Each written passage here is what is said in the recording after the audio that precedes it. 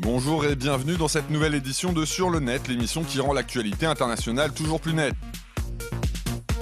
Au sommaire aujourd'hui, Wikileaks dénonce des pays ayant recours à des logiciels espions pour surveiller la toile. En Angleterre, un projet de zoo humain choque les internautes. Et un homme s'amuse à taper dans les mains des passants à New York.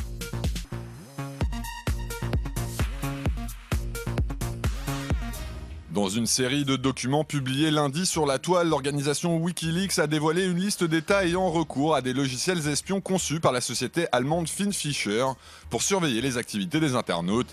Des outils utilisés par les services de renseignement des pays concernés, dans le but d'intercepter discrètement toutes sortes de données circulant en ligne, comme les emails ou les appels passés via le service Skype. Des logiciels espions qu'apprécient aussi bien les régimes autoritaires que les démocraties. C'est du moins ce qu'avance Wikileaks, qui explique que les autorités qataries et bahreïnies, mais également belges ou encore italiennes, en feraient régulièrement usage pour procéder à la surveillance du net. Des États clients qui, pour certains, à l'image de l'Afrique du Sud ou des Pays-Bas, auraient d'ailleurs dépensé plusieurs millions d'euros pour pouvoir se servir des outils développés par la société allemande. Mais Wikileaks ne se contente pas de dévoiler les noms des pays utilisant ces techniques d'espionnage des internautes. L'organisation offre ainsi la possibilité de télécharger les fameux logiciels controversés. Objectif affiché, permettre aux spécialistes informatiques de mieux comprendre leurs mécanismes de fonctionnement et trouver des solutions pour les contourner. Des outils qu'il est toutefois recommandé de manier avec précaution pour ne pas voir son ordinateur infecté malencontreusement.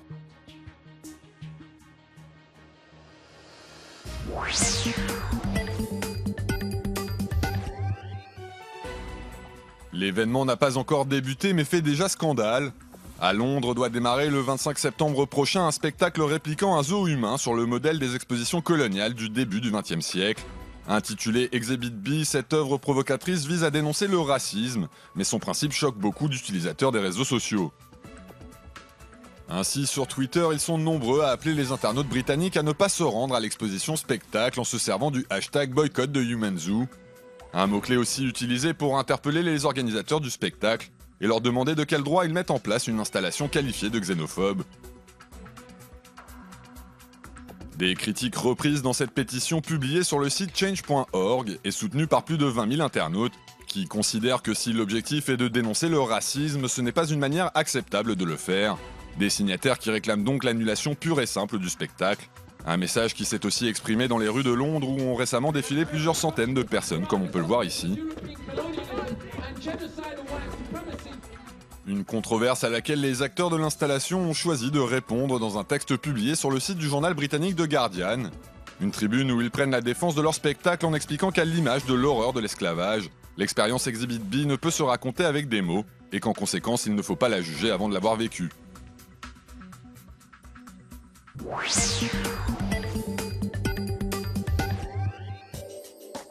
I stand with Deepika Padukone est le hashtag qu'utilise actuellement une partie du web indien pour afficher son soutien à l'actrice de Bollywood Deepika Padukone.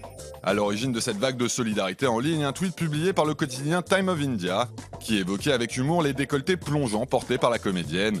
Un message jugé sexiste par cette dernière qui n'a pas tardé à faire part de son indignation sur la toile.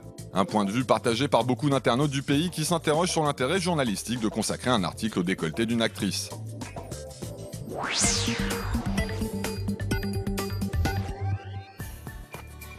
Une carte du monde affichant l'ensemble des objets reliés à Internet, voici ce qu'a réalisé l'américain John Matterly pour le moteur de recherche Shodan. Un document disponible sur le site Business Insider qui permet de constater que si l'Amérique du Nord et l'Europe sont largement colorés en rouge, signe d'une forte densité d'appareils branchés en ligne, les deux continents font figure d'exception. A l'inverse, certains pays comme l'Inde et le Brésil alternent entre des zones très fortement connectées et d'autres où les liaisons au réseau mondial apparaissent quasi inexistantes.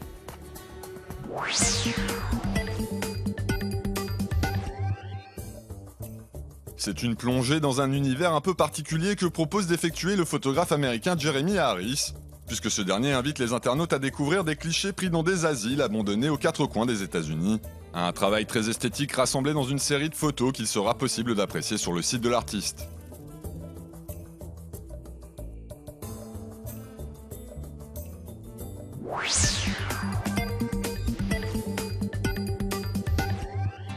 Taper dans la main de passants qui tentent d'appeler un taxi dans les rues de New York, c'est le défi surprenant que s'est lancé le jeune homme apparaissant dans cette vidéo.